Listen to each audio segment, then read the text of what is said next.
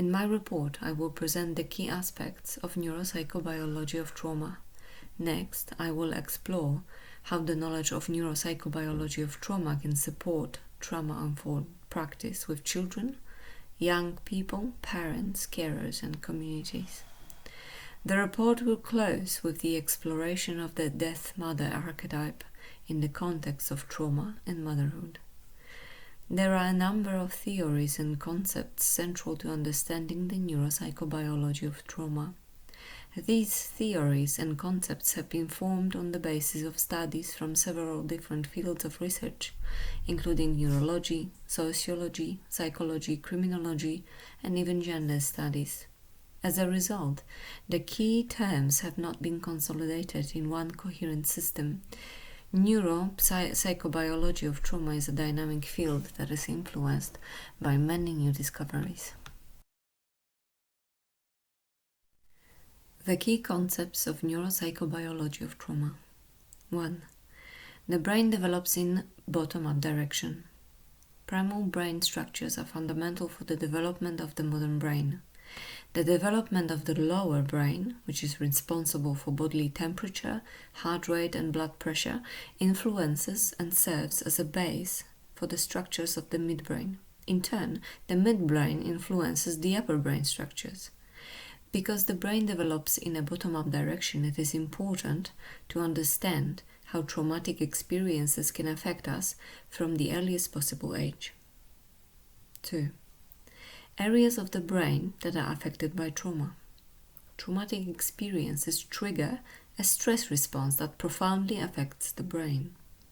The amygdala, the emotional and instinctual center of the brain, becomes overreactive.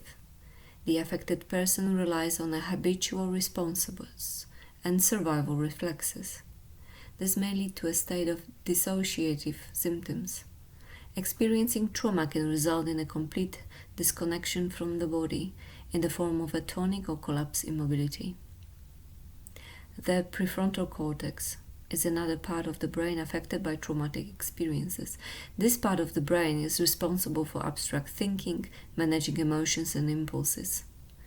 When the fear response is activated, we lose access to the executive functions of the brain. When the trauma reaction is triggered, the brain loops into the response that had occurred during the traumatic event. As a result, the threat perception system of the person in a state of trauma is enhanced. It is difficult to fully engage in the situation and distinguish between what is important right now and what is not. The self-sensing system is also dulled.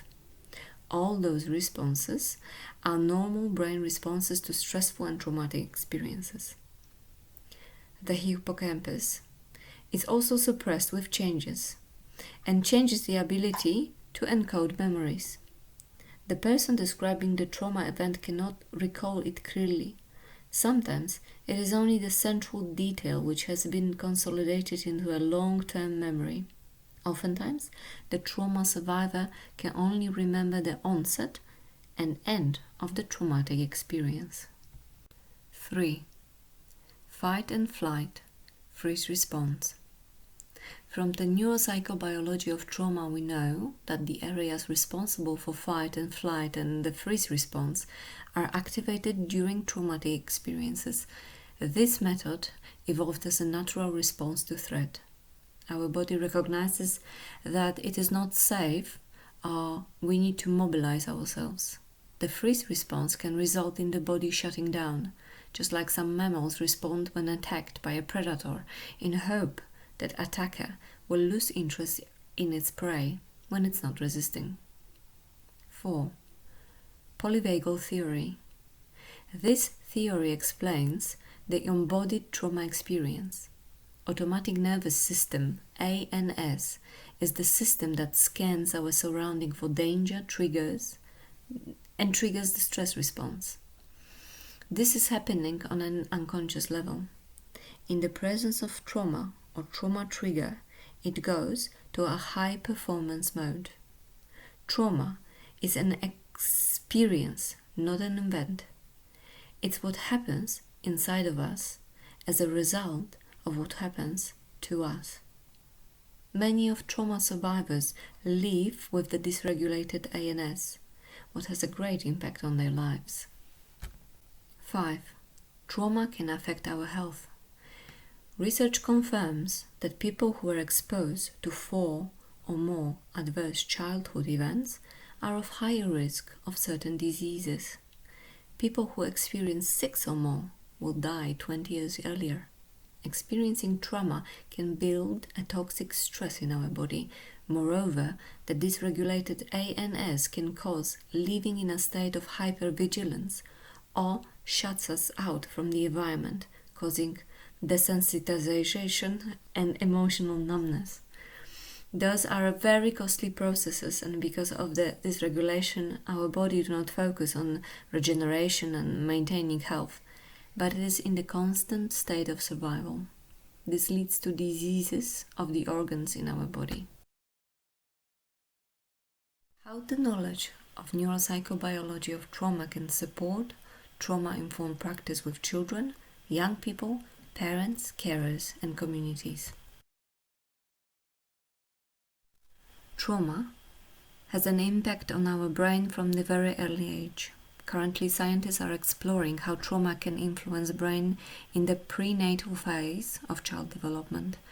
Therapists like John Wilkes are looking at the effects of trauma can have in a womb and integrating this knowledge with the experiences of birth.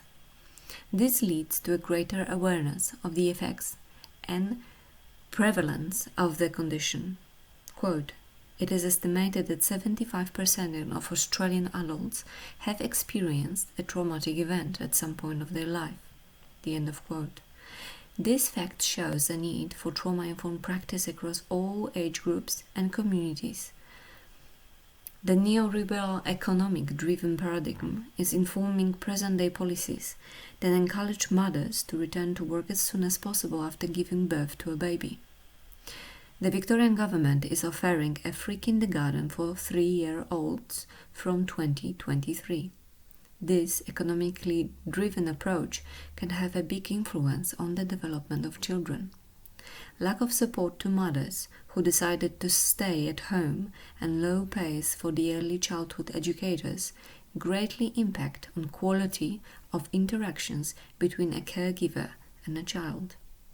The serve and return interactions between an adult and a child are a base for brain development and shape future cognitive skills, behavior, and even health. All the personnel involved in early childhood education sector should be trauma-informed.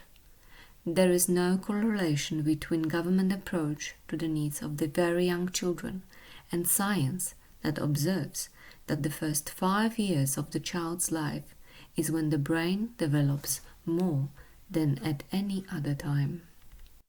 In educating, living and working with young people, trauma awareness is essential. With the dramatic increase in the ADHD diagnosis among school-age children, the danger of misdiagnosis is a real one. The adverse childhood event screenings, supported by multidisciplinary teams, should be used while identifying the behavioral problems of a child and young person. The awareness of latent vulnerability among children and young people with dysregulated INS can have a healing effect. The questions that people should be asking while working with behavioral issues is not what is wrong with you, but what happened to you. Such approach would minimize the risk of the social thinning for trauma survivors and increase the chances for co-regulations. The plasticity of our brain enables us to heal from trauma. It is essential to build an education system that allows children and young people to co-regulate through play and social interaction. It should be a system that takes into consideration the voice of children. Such environment will work towards developing the state of homeostasis in children and young people. The neuropsychobiology of trauma offers a whole range of facts allowing to understand what happens to people who survive the traumatic experiences. The reaction to trauma is reflex-based and in many cases unconscious. Whether it is an intimate partnered violence, IPV, where most of the victims are women, children becomes hidden witnesses, or the terror of stabbings or robberies, the victim's sense of shame is prevalent. Shame became a part of our social narrative. To exemplify, the fight, flight, freeze response should really be renamed to freeze, flight, fight sequence. The latter one is more realistic and correct from the evolutionary perspective. The false narrative promoting fight in the first place is misleading. The responses to trauma are bypassing the conscious mind. Person affected by trauma often doesn't have a choice how to react, but acts instinctively. It is also essential for all who are in contact with the victims of violence to empower them and give them a sense of choice, whether it is a choice of the recovery program they want to participate or a flexible terms of other agreements. With trauma-informed practices, the system-oriented re-traumatizing can be avoided. Trauma is also connected with substance abuse and addiction. It can be a root cause for those problems. People who survive trauma want to numb their body feelings, reduce the visceral pain of being hurt. Some groups of people are at greater risk of experiencing trauma. While seeking treatment for substance abuse, clients should be screened for unhealed traumas.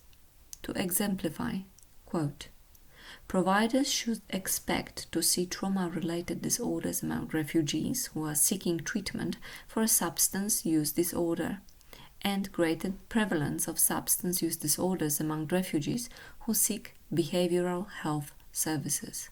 End of quote. Refugees often experience barriers in assimilation into a new country or culture.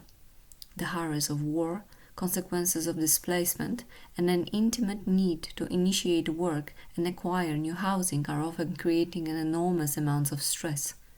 Refugees are also often facing those issues in social isolation. They are also at a greater risk of re-traumatization. The silent scream of trauma can be heard throughout generations. It affects cultures, it destroys the sense of safety in the community. To regulate ANS on an individual level, client needs to feel connected and safe. The sense of connectivity and the culturally appropriate environment allows trauma survivor to open to the co-regulatory relationships. Quote, considering the fact that 1 in 4 of Australia's 22 million people were born overseas, 46% have at least one parent who was born overseas, the end of quote, it is vital to have the contextual knowledge surrounding the trauma survivor. The same rule is valid when working with the indigenous peoples. Incorporating indigenous knowledge into the trauma healing practices is a key component in the process of recovery on the individual and community level. Knowing the neuropsychobiology of trauma calls to embrace changes into our behavior towards each other. Our society should be trauma-aware. The trauma-informed practices informed by neuropsychobiology of trauma should be embedded on all institutional levels. The scale of the problem calls for a movement, but looking at trauma can be too painful, so we'd rather get sick. As MD Nadine Harris says, this is treatable, this is beatable. The single most important thing we need today is the courage to look this problem in the face. This is real, and this is all of us. The archetype of death mother in the context of trauma and motherhood. The trauma healing processes need to be adjusted accordingly to client's history, perspective, and background. Healing process has to occur in the safe space. The definition of safe space varies depending on the culture. The healing process needs to touch on the deeply embedded narratives, so the client is able to move between different experiences with a sense of safety. It is essential to know the context of a person who needs trauma healing to adjust the treatment. This is the reason why we need a diverse and culturally aware program that works with trauma survivors. This is also the reason why I decided to present the fragments of my background for better understanding of the topic I have pursued in my research. I am a mother of 2 children with no immediate family support. I am a Polish immigrant to Australia, and I am a childhood trauma survivor. I have also made a conscious decision not to return to work after giving birth to my first child. I am currently homeschooling my 2 children. The intensity of the expectations put on the modern mother is often overwhelming and triggering. The neuropsychobiology of trauma has informed me about the real nature of those experiences. I understand that they are unconscious, deeply rooted patterns of survival. This had led me to exploration of the unconscious in the pursuit of healing. The Jungian theories that define the collective unconscious and archetypes are in line with my European-based narratives. They inspired me to explore the archetypes surrounding motherhood. As a woman who grew up in a Catholic country, I have been taught to look up to a figure of Saint Mary, the pure, kind, gentle representation of a mother, the picture of Stabat Mater Dolorosa, a mother quietly suffering, has been glorified throughout my culture. This ideal of a woman takes on a dangerous twist if faced with a domestic violence. Too often Saint Mary is quietly weeping behind the closed doors. There is a power in kindness and agreeableness, power so strong that it can alter well-known stories. Brother Grimm's original fairy tales had to be adjusted to calm the societal expectations of the role of the mother. Originally, it is a Snow White's mother who asks the hunter to kill the Snow White. William Grimm had to change the mother figure for a stepmother. This split that is so visible in the fairy tale is also a split that often happens inside mothers who are suffering. In search for an alternative to Saint Mary's archetype, I have stumbled upon the feminist interpretation of the myth of Medea Medusa. Being seduced, in some versions of the myth raped, by Poseidon, Medea has broken her sacred priestess vows. Athena, goddess who jumped from her father's, Zeus' head, punishes her for breaking the vows. Medea is transformed into snake-haired monster Medusa. Marion Woodman, a psychologist who works connecting psyche and soma, writes that Athena is a woman who is driven only by the power of logic. Medusa is her counterbalance, angry, powerful, fierce monster with an instant power to transform and power to protect. Woodman connects her with an archetype of a death mother. According to Jung, the archetypes carry a duality in themselves. They might be at one moment protective and at the next persecutors. The Jungian analyst Marlon Stanton has created a term, the black sun, to explain this paradox. To hold 2 conflicting truths in consciousness at the same time creates an enormous tension.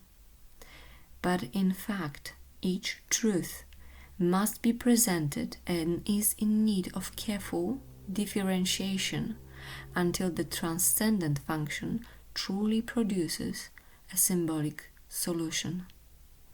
This is a description of reconciliation that is necessary while working with trauma. It is not that the trauma did not occur, for it did, but that the psyche is able to come to solution to repair the disparate parts of the self.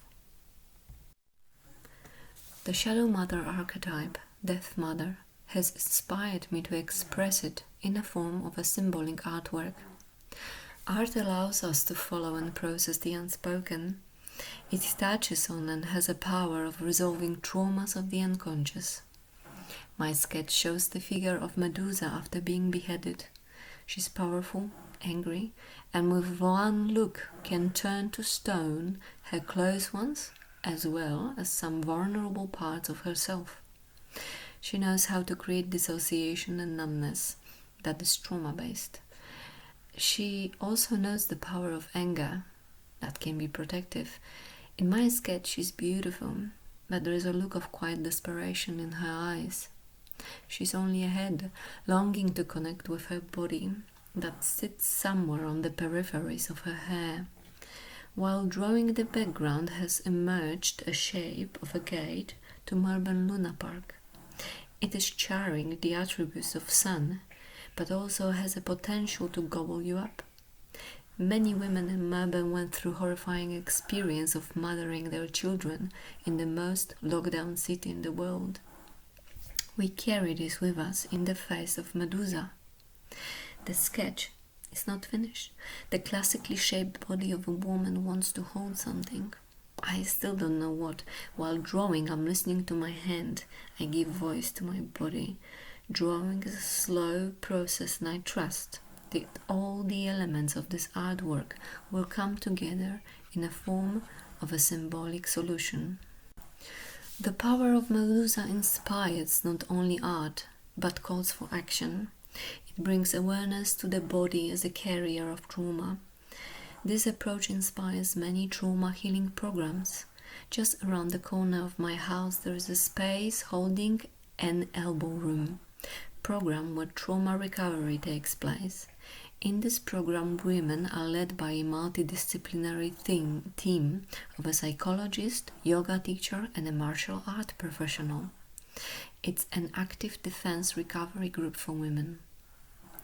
Embodied explorations of the powerful Death Mother put women in touch with their own fears, but also bring forth the hidden strength of our embodied lives. So long as we lionize the good mother and don't acknowledge the dark counterpoint, women will be doomed to act it out unconsciously. Thank you.